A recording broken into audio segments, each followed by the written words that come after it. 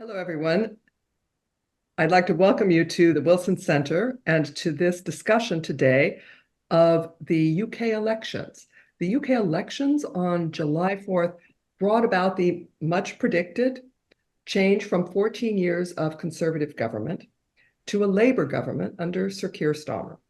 And what we'd like to do today is to look at what that means for how both the UK and the US and our partners around the world deal with the key global challenges that we all face today.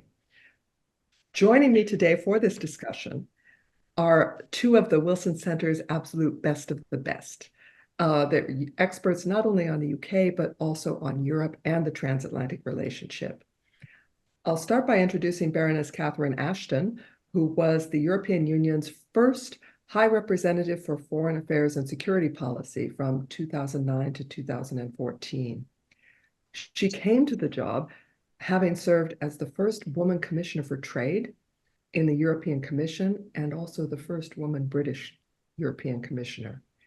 Baroness Ashton held these roles while Britain was still a member of the European Union, so her perspective on the UK's role in today's global challenges is unique.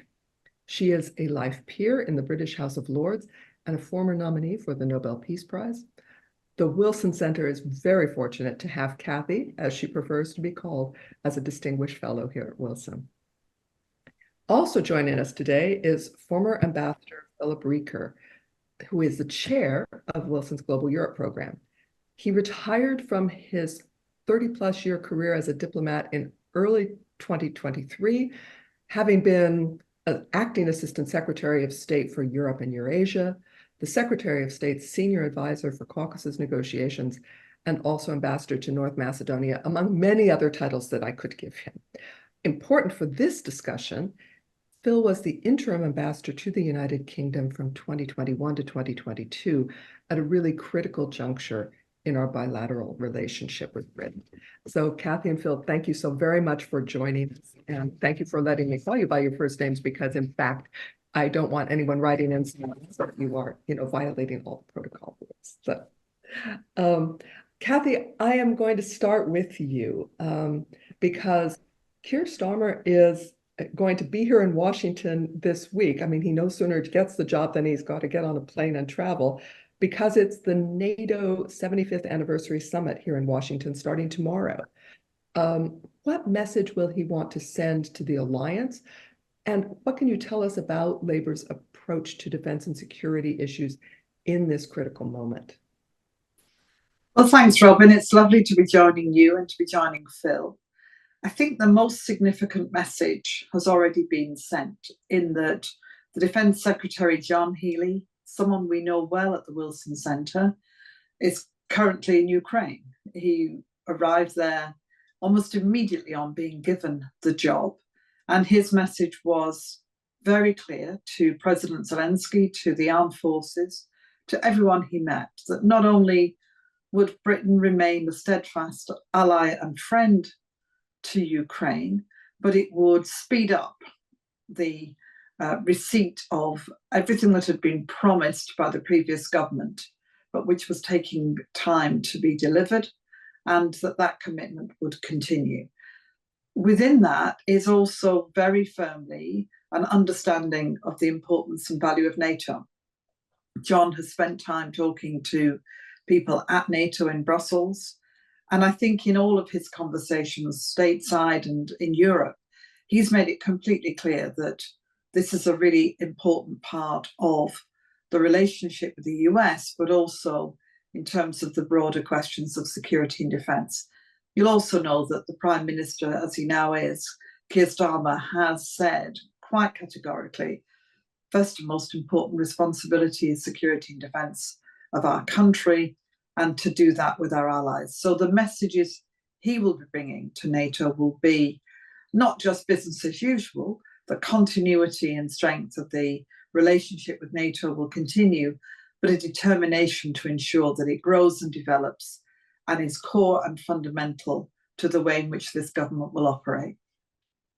I'm glad you mentioned the fact that we knew John Healey at Wilson, because he came to us twice. And for people who are listening, it is really worth picking up both his first appearance with us, and then also he came back a year ago in September with David Lammy, the now foreign secretary, to talk about what their approach would be like. And I know that he plans to do a review of defense commitments with NATO goals in mind. And so I can imagine that will also be part of their discussions here this week. Not to mention the many bilaterals that I'm sure people will be requesting from all of the leaders every time there is a new leader. But can I turn to Phil for a moment and remind you take you back to the time that you were in London as our interim ambassador. You met during that time, is just standard diplomatic practice, not only people who were in the conservative government, but also people who were in the opposition and the shadow government. So many of these people that are taking these jobs now are familiar to you. What can you tell us about their concerns in the run-up to this election? Were the concerns that they're facing now present at that period as well? Yes, Robin, it's indeed. I've gotten to know the new ministers who were at that time shadow cabinet members. David Lammy, the new foreign secretary, who we look forward to having here in Washington, has of course been here many times before. We met him through the embassy, along with John Healey, now defense secretary. As Kathy said, Healey has rightly gone to Ukraine to underscore the UK commitment there. I was in London leading our mission when Vladimir Putin's Russia launched the full-scale invasion against Ukraine. And the UK reaction was resoundingly one of not just friendship, but dedication to helping the Ukrainians through this crisis, taking a real leadership position. That, of course, was under the previous government, at that time, Prime Minister Boris Johnson and the Conservatives, but we are quite reassured that there will be continuity of that. And John Healey's mission to Kyiv underscores that. David Lammy will reiterate that. And of course, Keir Starmer, the new Prime Minister himself, has underscored that through the election period, certainly through 2022. NATO remains such an important part of the UK's foreign and security policy, an original member of the alliance when it was founded 75 years ago as 12 allies dedicated to the proposition that an attack on one would be an attack on all. The UK remains a crucial, critical ally, part of the nuclear security umbrella, and very much a key partner to the United States. It's a reminder that despite Brexit, the UK is still part of Europe and part of the transatlantic community. So this will continue, I think, to be an opportunity to show that continuity which politicians and officials on both sides of the British political aisle were keen to show us going back to 21, 22, and through this run-up period to Labour's landslide victory after 14 years of conservative government. So I'm looking at your bookshelf, Phil, and I see Kathy's book, And Then What, on your bookshelf. And I think that this is one of those questions that is really in focus today. So for both of you, I'd like to ask, you know how as Americans we often do these reviews, okay, what will the first 100 days look like, that kind of thing. So can I get your sense of what Labour's priorities will be for its first 100 days? Well, if I start, there'll be a big focus on the domestic agenda. We've already today, and this is only 2 days in, had the Chancellor of the Exchequer, Rachel Reeves, talking about two things. One is the importance of wind farms and the green agenda, but perhaps more importantly, in terms of where she positions it, it's about the building of homes for people in Britain. We've fallen way behind in terms of the capacity that we have to give people affordable homes wherever they live within the country. It's not just a city problem. In fact, rural communities suffer very badly from a lack of homes for the next generation, and the mandatory targets that she's going to give local authorities to make sure that they reach the levels that are required, and to think about planning in that context. Now, it's one example, but I think in every department they're getting ready for big announcements. So what I think we'll see in the first 100 days will be an emphasis on 2 or 3 key things. First of all, on growth. Everything that they do is about economic growth, because without economic growth, we can't do anything as a nation. And again, we've fallen behind. We have a lot to do with that. And everything that spins off from that will be critical. The relationship with Europe, which I guess we'll talk about as well. The way in which we develop the economy. All of that will be a fundamental and core part of the first 100 days. And then linked to that, I think the 2 issues that, above everything, have really dominated the agenda. The first is the National Health Service, something we're extremely proud of here. Free at the point of delivery for anyone in any circumstances. It's a big principle that Labour will want to keep, because it was our invention in the first place.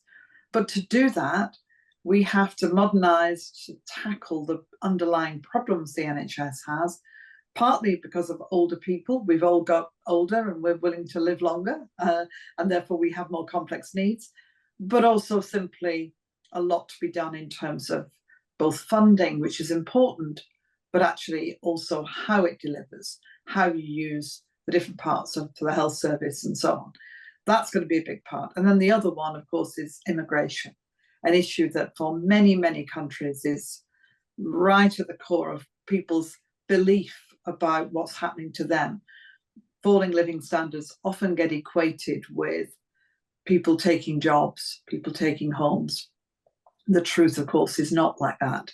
But for many people, the reality of their experience suggests to them that one of the things that needs to be tackled is both illegal and legal migration. And so one of the bigger questions will be how much is being done on that. And that, again, you'll see. And they've already started to put in place policies and to launch ideas that will try and tackle that, both in terms of breaking the gangs who exploit these poor people and put them in enormous danger, risk of losing their lives in many cases, and trying to break the gangs. That will be an international effort, but Britain really wants to get involved with that. And also looking at a point system for legal migration to look at what we can do, and then thinking about how do you use in the best possible way your own people, the people already in the country who perhaps have got fewer opportunities than they might have, where we can actually find ways to lead them to better employment opportunities. So those will be the big things. There'll be lots more: overcrowded prisons, waterways that are full of sewage. I mean, lots more. But I think you'll see a big emphasis on growth, NHS, and immigration. Maybe I can pin you down to come back to us in 100 days. Phil, over to you. Well, I agree, of course, with Kathy that this will primarily be, for the new Labour government, a focus on domestic issues. Labour was elected overwhelmingly, not necessarily because of a deep, abiding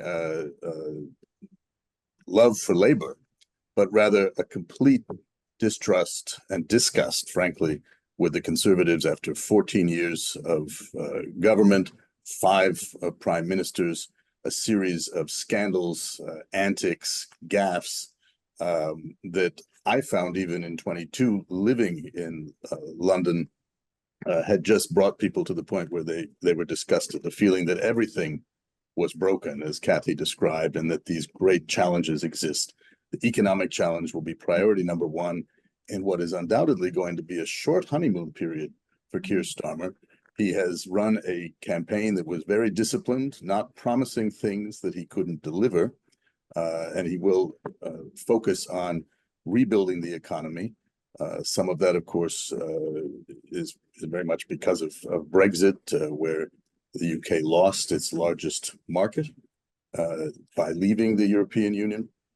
But these other issues that have a domestic impact, like immigration, also cross the security and defense rubric. And so for his international debut, the timing of the NATO summit is extremely good for Keir Starmer. He'll be able to look at the top priorities of NATO, which are defense and deterrence, the Ukraine question, of course, and underscoring support for Ukraine, and then partnerships, which takes us further afield where the UK is engaged, certainly with the United States, in dealing with questions like China and the threat it poses. China being now part of what's outlined in NATO's strategic concept is something that the alliance has to look at. During the time I was in London in 2021, of course, the United States and the United Kingdom, along with Australia, signed the AUKUS agreement, which brought them together on the basis of what had been an extremely successful relationship known as the Five Eyes, an intelligence sharing relationship, a level of unprecedented trust amongst countries, of course, including Canada and New Zealand as well. But under AUKUS, there are not only opportunities to address security concerns in the Indo-Pacific area, but also to focus on ways in the so-called Pillar 2 of bringing in other partners that can contribute to this new age of security, where resources have to be directed to hybrid threats, to cyber AI, and other modern day military dimensions and challenges. So this will be an important area of discussion, I think, even in the first meetings that the Starmer government and leadership have here in Washington. The Prime Minister, of course, will meet with President Biden and have a bilateral. In the background, of course, is the question about the US elections and what that will mean for who is in charge, whether we have a second Biden administration or a return of another Trump administration come January after our November elections. So it's a very interesting, challenging time for all. And again, I just want to underscore Kathy's point that in the foreign policy realm, I think the relationship between the United Kingdom and Europe, which admittedly saw some slight improvement and easing during the period of Rishi Sunak, certainly compared to his predecessors, Liz Truss and Boris Johnson, and their attitude post-Brexit to Europe. But this will be an important area for Labour to rebuild those strong ties, because after all, the United Kingdom remains a European country, as well as an important transatlantic and in some ways global partner. So I'm going to pick up on that also because Kathy mentioned it earlier, looking beyond NATO a little bit and ask Kathy, you know, under the Conservatives, of course, Britain left the European Union, where you had been basically the EU's foreign minister. Talk to me a little bit about Labour's approach to the European Union. What is its most immediate challenge with the EU? How do you think that they will approach this relationship? We should begin with what they're not going to do. What Keir Starmer has said is that he has very definite red lines. He's not going to rejoin. He's not going to join the customs union. He's not going to join the single market. In those circumstances, what they're left with really is to find ways to create almost a bespoke set of relations that will ease some of the economic challenges that we currently have. For example, if you are an orchestra wanting to tour European countries, it's almost impossible. You have to get visas for each nation. You can't anymore just go into the European Union. It's time-consuming, it's expensive, and most touring singers, opera singers, companies, players, orchestras have abandoned doing very much in terms of travelling in the European Union. It's a tiny example, but you can multiply that in your mind across a whole range of different things. It's very difficult with traded goods. There's been a lot of talk here about how flowers coming in, which, as you will all know, have to be picked, put into cold storage and sent across the channel pretty quickly if they're coming from a European country. Well, that's very difficult now because of all of the customs requirements. Lots and lots of things that we have seen in our daily lives are different and difficult. Buying things from Europe is difficult, trading things has become very difficult, and many companies have simply stopped in both directions. It's not worth the effort, energy, and paperwork involved. So what he'll be looking to do is to try and ease that situation, and especially where it meets with Northern Ireland and Ireland, but especially looking for ways in which business can do business more efficiently, more effectively, and more quickly. That will be, I think, the number one challenge. And that will be the most important thing to try and do as quickly as possible, because that, of course, has a big effect on the economy. I think from there, he'll be looking inevitably at defence, security, and foreign policy. People were very surprised here when Prime Minister Theresa May did not pick up the idea of stronger and closer links on foreign policy and security and defence, areas where there really was no reason to fail to have any kind of strong relationship. This was not part and parcel of any of the issues that, in a sense, that had led to Brexit. It was not on the agenda even for the Brexiteers. But she didn't. She chose not to.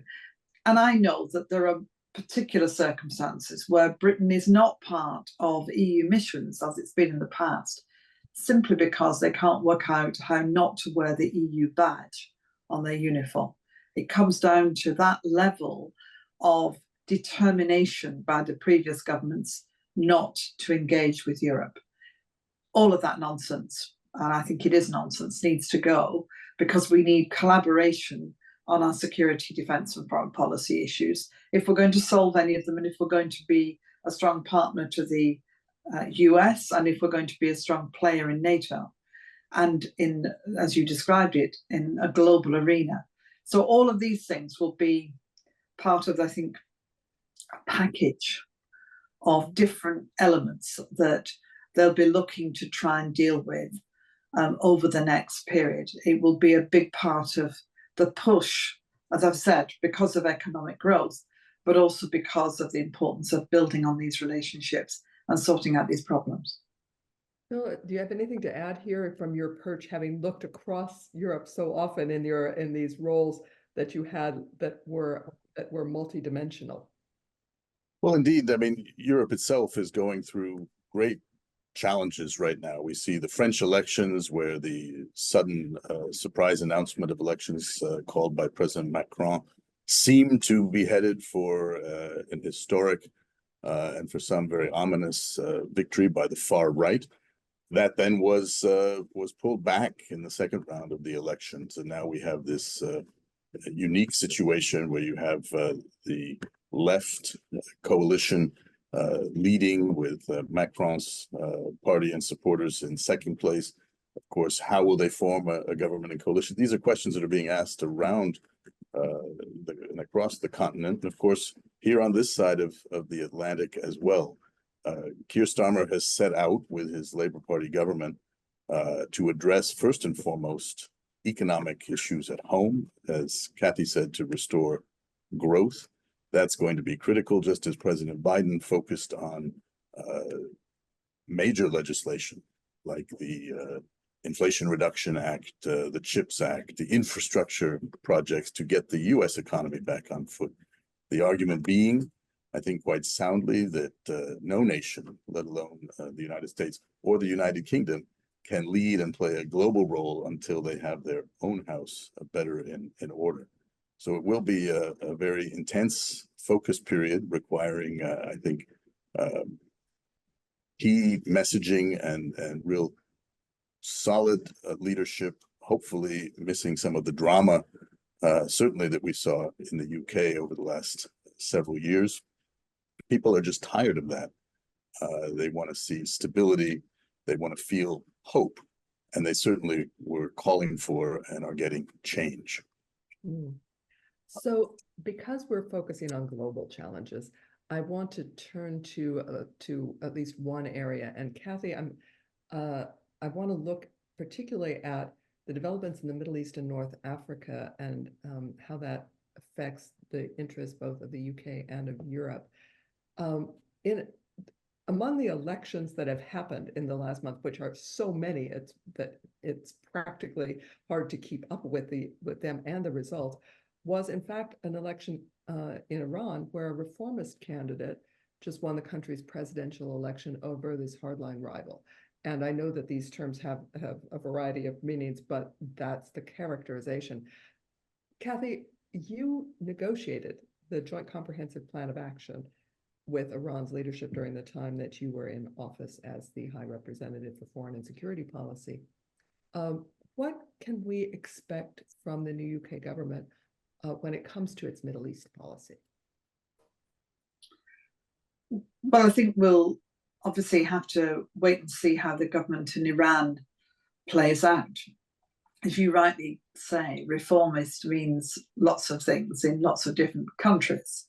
But I think it's reasonable to say, from what we know about the new president, that he will be on the more liberal wing. And he has said that one of the things he wants to do is try and improve relations outside of Iran, especially, I think, with the West. He'll be aided in that by his foreign policy advisor, who is Javad Zarif, who in my time was the foreign minister of Iran, with whom we negotiated the Iranian nuclear deal. So somebody that the US and Europe know pretty well and have got to know in the course of those years in terms of not just his approach to the nuclear issue, but his broader approach. He spent many years in the United States, so knows the US very well. Now, I don't think we should get over enthusiastic because we don't know yet, but Iran is a player in what now happens in the Middle East. You know, their support for what's going on in countries outside of Iran, with the Houthis, with Hezbollah, to an extent with Hamas and so on, is a factor. How much the president and his team will really be able to influence that is hard to say. From a British perspective, David Lammy has already called for a ceasefire. And you will probably know that the Muslim community here was absolutely enraged with what was going on in Gaza and have acted at the ballot box as well as in terms of demonstrations, in that a number of people who might have been expected to become Labour MPs lost their seats to what are called independents, some of whom stood on a ticket of support for Gaza. So we probably have a handful of new MPs for whom the most important issue, and the only issue in truth of their campaign, they would have talked about other things, but the really only issue is what happens now in Gaza.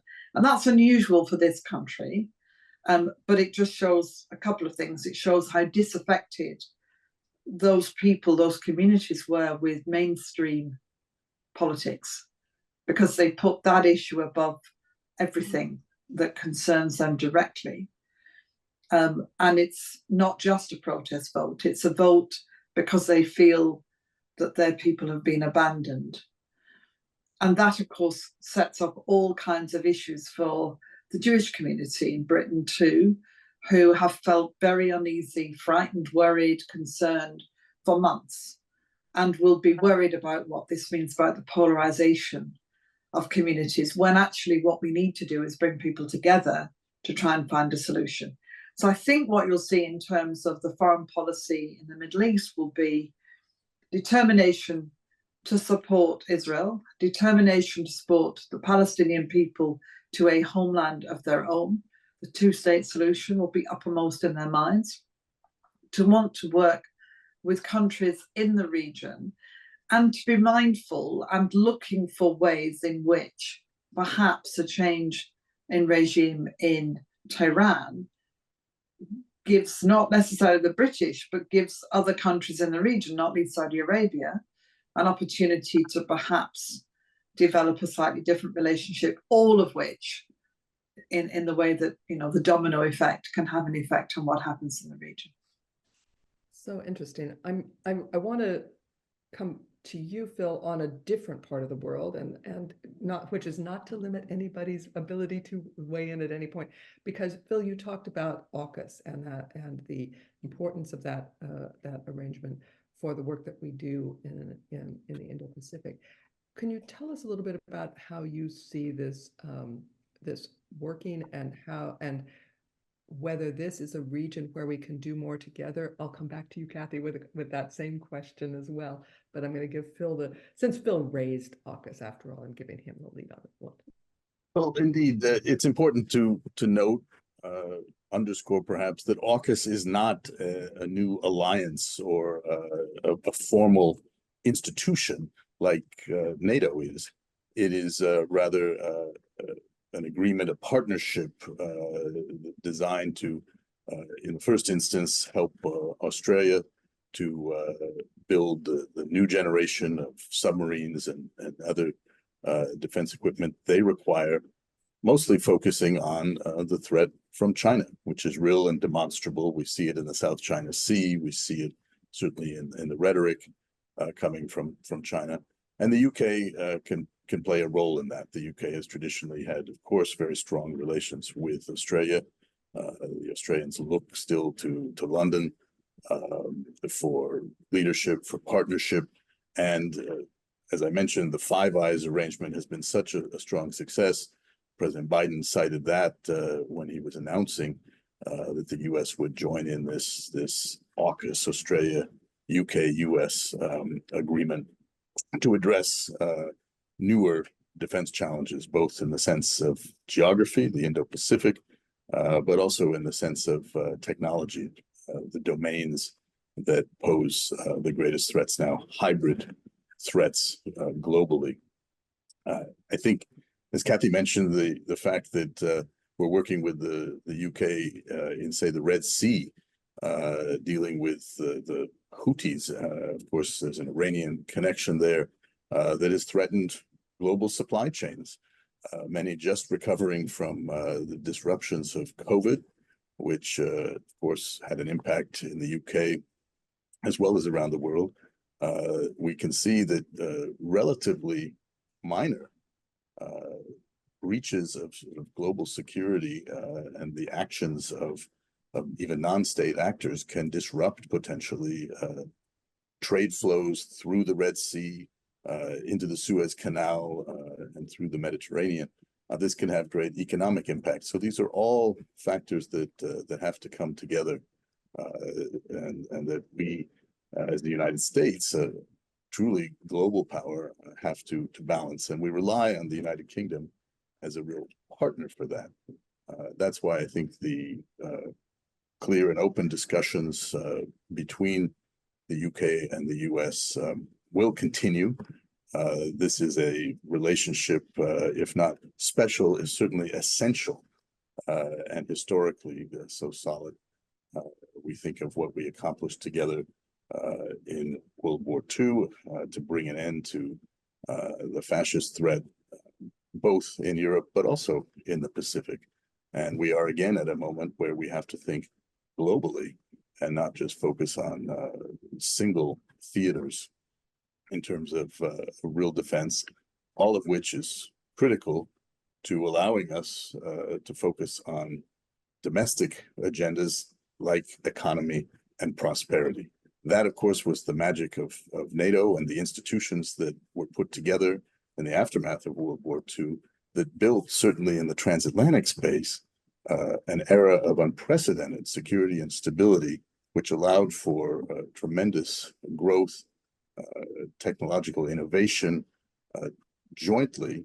And now we've seen that rise with China's great rise, not only economically, but of course, in terms of their military capacities as well, and the emergence of threats like Vladimir Putin's Russia, where we had at one point hoped we would have a partner rather than a true threat to stability across Europe and frankly, globally.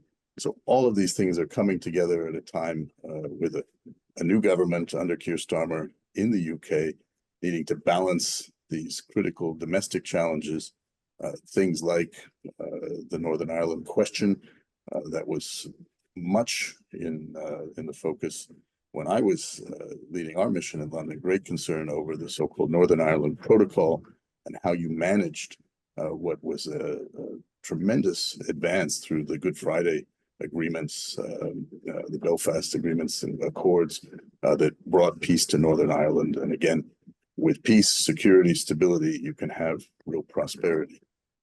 So a lot on the agenda on both sides of the Atlantic. Kathy, I'm going to give you a chance also on the Indo-Pacific, if you think that there is something that we should keep in mind as we see labor deal with the issue of China, and also knowing that the UK is one of our allies with the broadest spectrum of capabilities available to it. Not really much to add to what Phil has said, Robin, but no question that AUKUS is important. Relationship with Australia is historic for Britain for lots of reasons, and will continue. So there's no sense that that will be any different. I think where you might see something that is unusual in terms of what we've had for the last decade or so is that I think there'll be a foreign policy emphasis too on what we call the global south, in terms of making sure that Britain, which has historically had relationships with a whole range of countries, either through the Commonwealth or through relationships that have developed over the centuries, wanting to make sure that we put some energy and effort back into that, because the way in which we've, in a sense, lost our ability to bring networks together as effectively as we might have done, especially perhaps during the Ukraine war, when countries have not been so willing, despite agreeing with us on principle and believing in the things that we believe in, have been less willing to be part of any kind of what you might call coalition of the willing to support in a real way. And that's their choice, and it's about countries feeling greater autonomy from just doing what perhaps they might have done in the past, which is to follow a few countries that they knew. But it's also perhaps an indication that we don't put enough effort and energy into building these relationships and holding on to them. And I think we'll see from Britain a greater emphasis on talking with countries who have been, in their view, neglected in one way or another over the last 14 years at least. You know, Kathy, when you say that, it reminds me of the article that you wrote for our Wilson Quarterly that looked at alliances and the different types of alliances there are.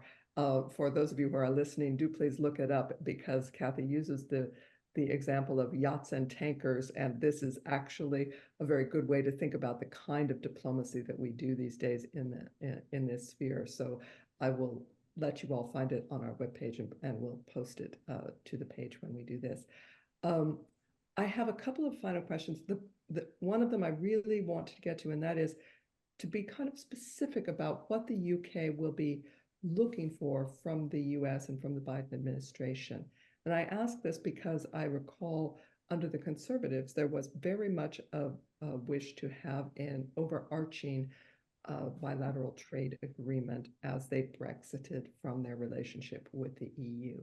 And that did not come to pass, in part because these are precisely the kind of arrangements that are the hardest to do, given the breadth of what they try to do, and also a certain wariness in our legislatures about these kinds of arrangements. So tell us what you think the new UK government will look for from us from the get-go. And I'm going to start with you, Kathy. We've talked a lot about security, defence, foreign policy. I think without question, it will be not just a continuation, but the building on the relationship with the US as our partner, the special relationship as we long coined it here, and absolutely believe in. So playing our part in that, but also having real expectations that we will be partners in thinking through how we deal with some of the issues, notwithstanding that we all understand the difference in size and might economically, politically, and of course militarily, but nonetheless, we have capabilities, we have commitment that I think is of value to the US. I think, secondly, economic is surely part of all of that. It was always the Brexiteer plan that they would try and do something with the US because they recognised the size of the hole that was being created in Britain withdrawing from its biggest market. And the US seemed the likeliest place where you might be able to replace that. I'm quite realistic. I, as Trade Commissioner for the European Union, spent quite a lot of time negotiating. I was very pleased and proud that between myself and the then USTR Ron Kirk, we actually solved a number of problems that had been hanging around for at least a quarter of a century, and dealt with them, I think, pretty well. But we always knew then, and I don't think it's changed much, that the kind of big trade deal that we might want runs into all sorts of issues. Agriculture, the huge size of Americans' capability in agriculture, and what that could mean for British farmers. Our desire to deal with services and to, if you like, infiltrate what the US does internally in that way is complicated and difficult, and it's often state by state anyway. But I think as a general rule, there'll be a desire to see a greater strengthening of investment flowing both ways, of opportunities for business to work together, and of things that you might call small aspects of a bigger trade deal. I may be wrong. They may decide to go for a big one. But I think if I were realistic and honest, I would say it's more likely to me that there'll be bigger inroads into particular areas of the economy where we can find ways to have good arrangements rather than a big bang of a trade deal. Your experience as trade commissioner, I think, gives you the ability to give that kind of prediction in a very real way. So so if people are listening, I hope they're taking that advice. Phil, what about you? And I agree with Kathy. I think, as always, her instincts are right on this. This is simply not the time for major comprehensive trade deals. That's not where we are historically, economically, sociologically, if you will.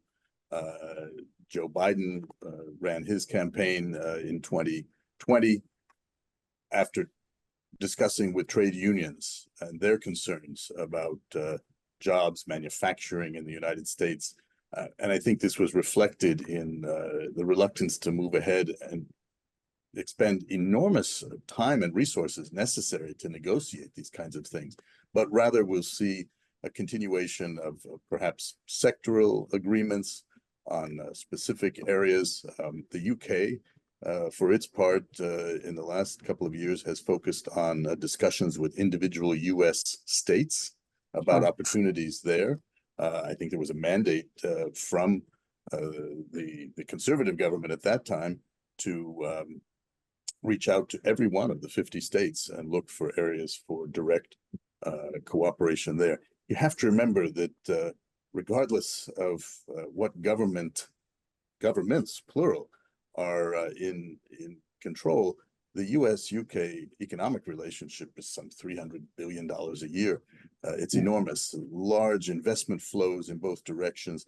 That goes on regardless. The fundamentals of this relationship, beyond security, beyond government to government, the people-to-people exchanges, the historic integration of our two countries sociologically, culturally, historically, is so vitally important. So I think you'll see Starmer and the UK delegation here in Washington not only looking for reassurances at NATO about defense and deterrence, the commitments to Ukraine, a look at partnerships. We talked about AUKUS in the Indo-Pacific. Other countries like Korea, Japan will be represented here as well to talk about partnerships with NATO to address these global challenges. The UK will seek reassurance. I always found there was a certain insecurity in London about that special relationship. Is it special enough?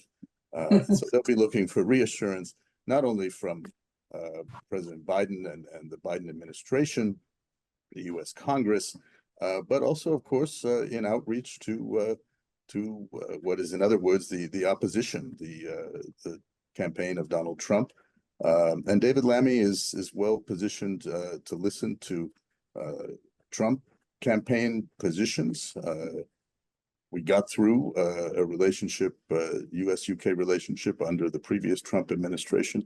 If that's what comes to pass here, we will adapt and get through that as well.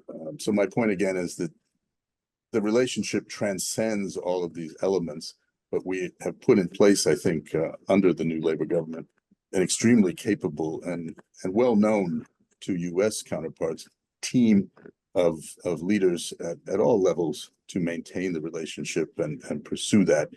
That will be crucial to allow Labour to pursue its domestic agenda as well. So I have a final question, and I will understand if you want to dodge it, but I think it's only fair because people will be wondering, what happens with the Conservatives now? I mean, I think they're probably all catching up on their sleep after this election, but what will happen within the Conservative Party? What's next for them?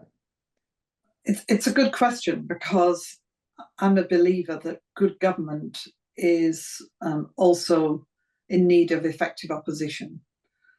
Opposition parties in real democracies play a big role.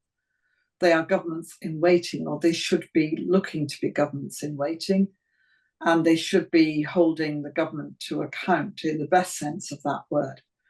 So it is important that the Conservative Party, which remains the biggest party of opposition, regroups. It's won the lowest number of seats since 1832. People talk about really when the Conservative Party, as we currently know it, came into existence.